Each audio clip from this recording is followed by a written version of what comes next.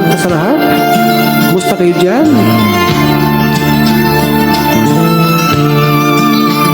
Nakaupo ako, lumalamon sila.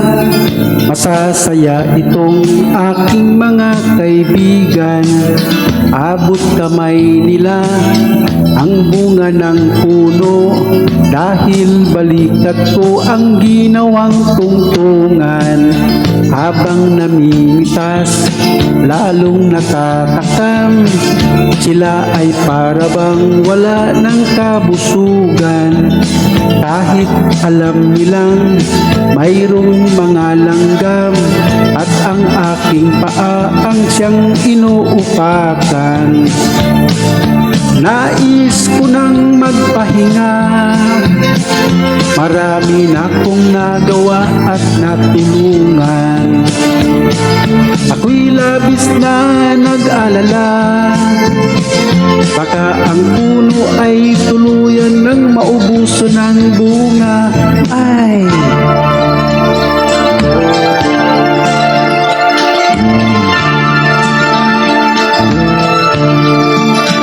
Nakaupo ako, nagbabantay sila.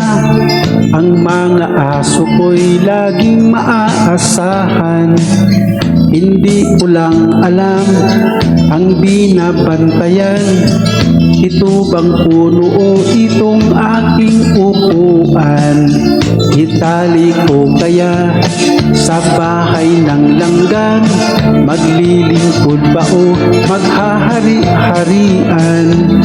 Masasagot lamang ang malaking tanong kapag ako ay nawala na ng tuluyan. Nais ko nang magpahinga, marami na akong nagawa at natulungan. Ako'y labis na nag-alala, baka itong mga aso ay maulol at magwala. Ay!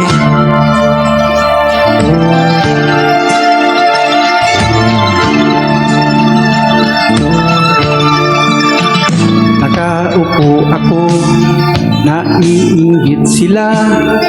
Silang nais na pumalit sa aking upuan. Ayokong tumayo sa upuang ito, kahit ito'y sinusurot at inaanay.